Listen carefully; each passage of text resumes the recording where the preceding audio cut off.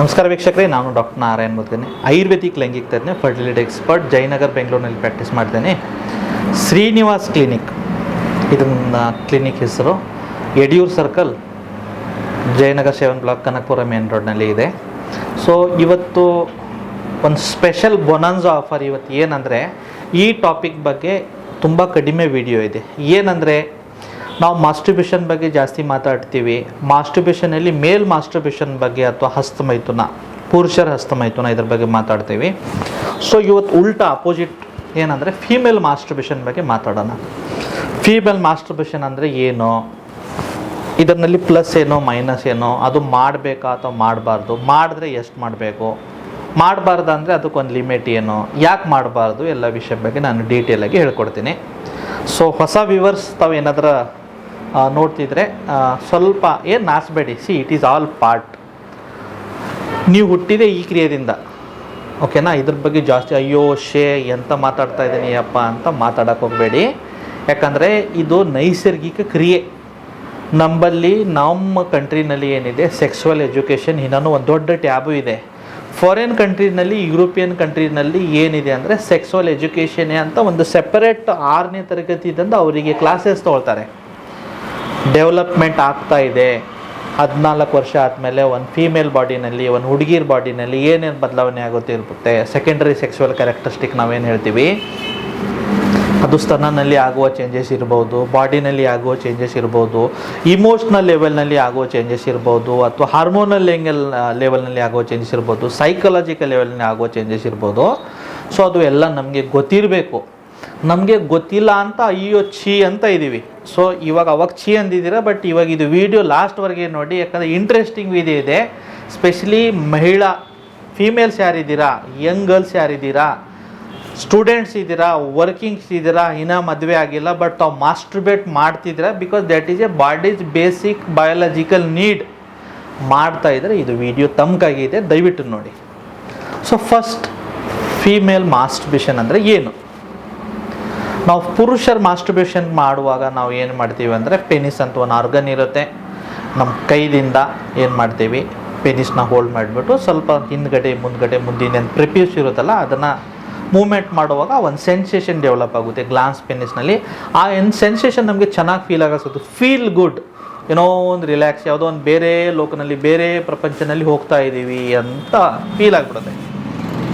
So ಅದೇ ಥರ ಮಹಿಳೆಯರಲ್ಲಿ ಒಂದು ಯೋನಿ ಏನಿರುತ್ತಲ್ಲ, ಯೋನಿ ಸ್ಟ್ರಕ್ಚರ್ನಲ್ಲಿ, ಅದರಲ್ಲಿ ಕೆಳಗಡೆ ಎಲ್ಲಕ್ಕಿಂತ ಒಂದು ಓಪನಿಂಗ್ ಇರುತ್ತೆ ನೋಡಿ, ಅದನ್ನು ವೆಜೈನಾ ಅಂತೀವಿ.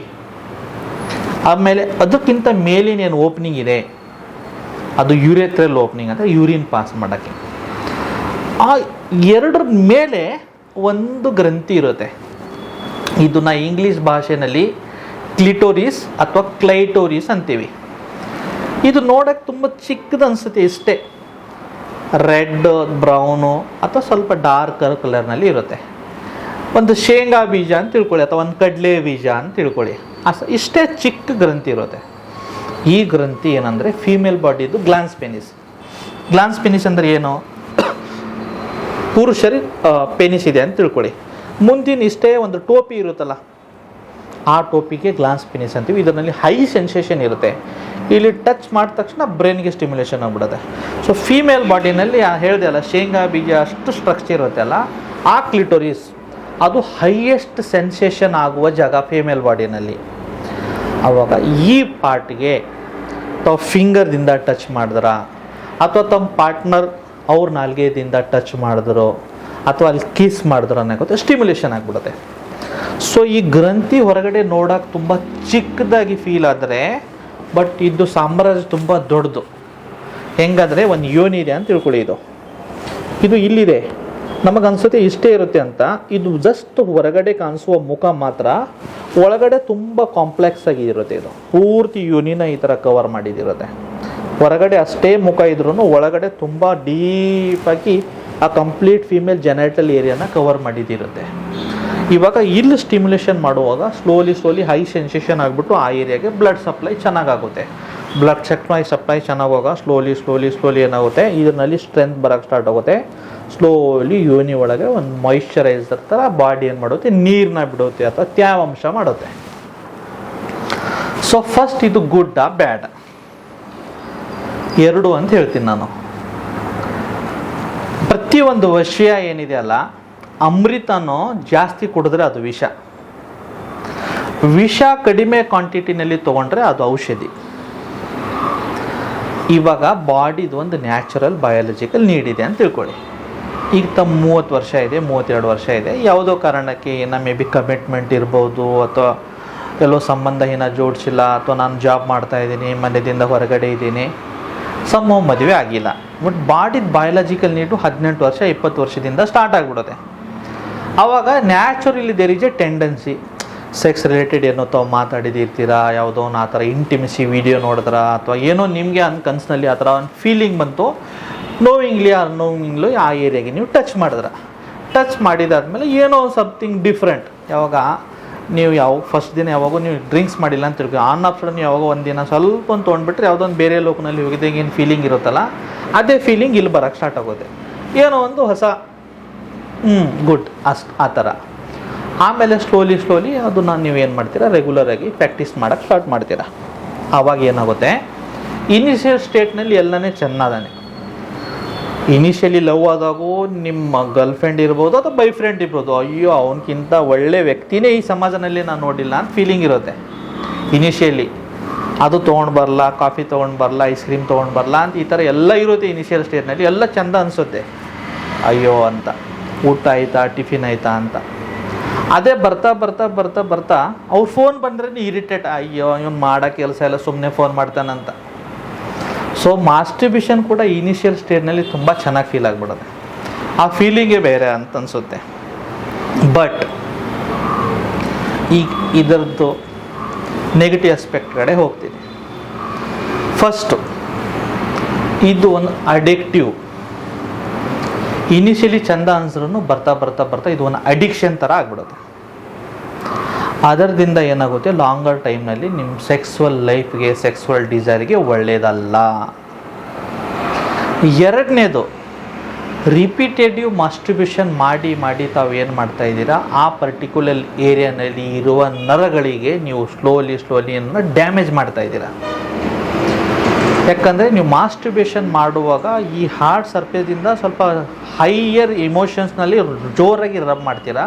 ಆವಾಗ ಈ ನರಗಳದ್ದು ಮುಂದಿನ ಎಡ್ಜಸ್ಟ್ ಏನಿಲ್ಲ ಅದನ್ನು ಏನು ಮಾಡ್ತೀರಾ, ನೀವು ಡ್ಯಾಮೇಜ್ ಮಾಡ್ತೀರಾ.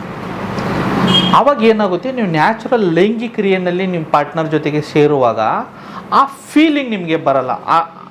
ಏನು ನಿಮಗೆ ಆ ಅರೌಸ್ ಏನಾಗಬೇಕು ಅಥವಾ ಹಿಂಗೆ ಒಮ್ಮೆ ಮೂಡ್ ಚೆನ್ನಾಗಾಗಬೇಕಂತ ಏನು ಬರಬೇಕಲ್ಲ, ಅದು ಬರಲ್ಲ.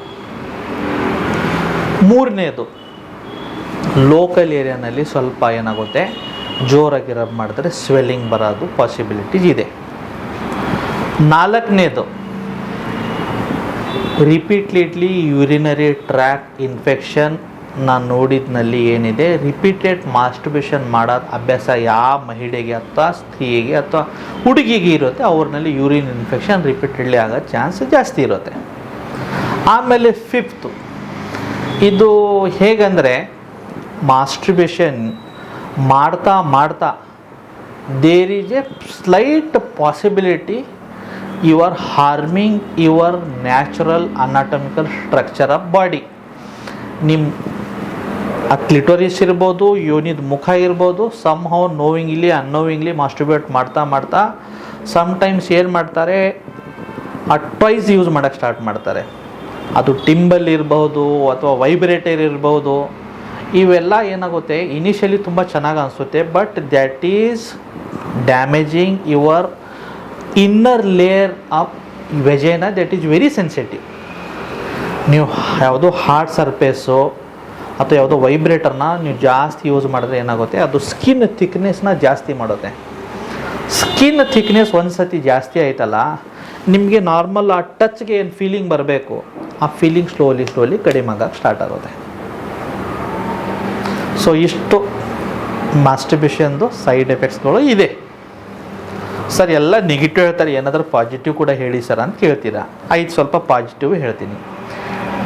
ಲಿಮಿಟೆಡ್ ಫಾರ್ಮ್ನಲ್ಲಿ ಮಾಡುವಾಗ ಯಾವಾಗೋ ಅಪರೂಪಕ್ಕೆ ಏನೋ ಒಂದು ತಿಂಗಳಿಗೆ ಒಂದು ಸತಿನೋ 2 ತಿಂಗಳಿಗೆ ಒಂದು ಸತಿನೋ ರೂಮ್ನಲ್ಲಿ ಯಾರೋ ಇಲ್ಲ, ನಾನು ಒಬ್ಬಕ್ಕಿನೇ ಇದ್ದೀನಿ, ಏನೋ ಒಂದು ಸ್ವಲ್ಪ ಒಳ್ಳೆ ಮ್ಯೂಸಿಕ್ ಹಾಕಿದ್ದೀನಿ, ಒಳ್ಳೆ ಮೂಡ್ ಇದೆ, ಇವತ್ತು ಎಕ್ಸಾಮ್ ರಿಸಲ್ಟ್ಸ್ ಬಂದಿದೆ ಸ್ವಲ್ಪ. ಬಟ್ ಅದು ಏನು ಮಾಡಬೇಕಂದ್ರೆ ಫಸ್ಟ್ ಹ್ಯಾಂಡ್ ಚೆನ್ನಾಗಿ ವಾಶ್ ಮಾಡಬೇಕು. ನೀವೆಲ್ಲಿ ಮಾಸ್ಟರ್ಬೇಟ್ ಮಾಡ್ತಾಯಿದ್ರೆ ಆ ಏರಿಯಾ ಕ್ಲೀನಾಗಿ ಇರಬೇಕು. ಐನ್ ಸ್ಟಾರ್ಟ್ ವಿತ್ ಸ್ಲೋ, ಜಂಟಲಾಗಿ ಆ ಏರಿಯಾಗೆ ಜಂಟಲಾಗಿ ಟಚ್ ಮಾಡಿ ಅಥವಾ ಮಸಾಜ್ ಮಾಡಿ. ಯಾವುದೋ ಕಾರಣಕ್ಕೆ ಜೋರಾಗಿ ಮಸಾಜ್ ಮಾಡಬೇಡಿ. ಮಾಡುವಾಗ ಮತ್ತೊಂದು ಏನಂದರೆ ಗರ್ಲ್ಸ್ನಲ್ಲಿ ಸ್ವಲ್ಪ ನೇಲ್ಸ್ ಸ್ವಲ್ಪ ಜಾಸ್ತಿ ಬೆಳೆದಿರುತ್ತೆ. ನೇಲ್ಸ್ದಿಂದ ಆ ಪರ್ಟಿಕ್ಯುಲರ್ ಆರ್ಗನ್ಗೆ ಆ ಏರಿಯಾಗೆ ಡ್ಯಾಮೇಜ್ ಆಗಬಾರ್ದು ಅಂತ ಅದು ಒಂದು ನೋಡ್ಕೊಳ್ಳಿ. ಅದರ ಜೊತೆಗೆ ಇದ್ರ ಪ್ಲಸ್ ಪಾಯಿಂಟ್ ಏನೇನಿದೆ ಅಂದ್ರಪ್ಪ, ಟೆಂಪರರಿ ಮೂಡ್ ಎಲಿವೇಟರ್ ಚೆನ್ನಾಗಿ ಅನಿಸುತ್ತೆ, ಸ್ವಲ್ಪ ಮೂಡ್ ಬಸ್ಟ್ ಮಾಡುತ್ತೆ. ಏನೋ ಸ್ಟ್ರೆಸ್ ಇದೆ, ಕಂಪನಿದಿಂದ ಬರುವಾಗ ಬಾಸ್ ಬೈದ್ನೋ, ಏನೋ ಸ್ವಲ್ಪ ಮೈಂಡ್ ರಿಲ್ಯಾಕ್ಸೇಷನ್ಗಾಗಿ ಮಾಡಿದೆ. ಈಗ ಸದ್ಯಕ್ಕೆ ನನ್ನ ಬಾಡಿದ ಬೇಸಿಕ್ ನೀಡ್ ಇದೆ, ಗಂಡ ಇಲ್ಲ, ಬಾಯ್ ಫ್ರೆಂಡ್ ಇಲ್ಲ, ಏನು ಮಾಡಲಿ ಅಂದರೆ ಇದು ಸ್ವಲ್ಪ ಟೆಂಪರರಿ ಯೂಸ್ ಮಾಡ್ಬೋದು. ಬಟ್ ಯಾವುದೋ ಕಾರಣಕ್ಕೆ ಇದಕ್ಕೆ ಅಡಿಕ್ಷನ್ ಆಗಬೇಡಿ.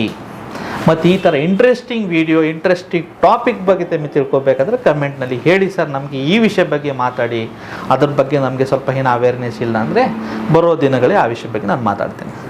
ಧನ್ಯವಾದ.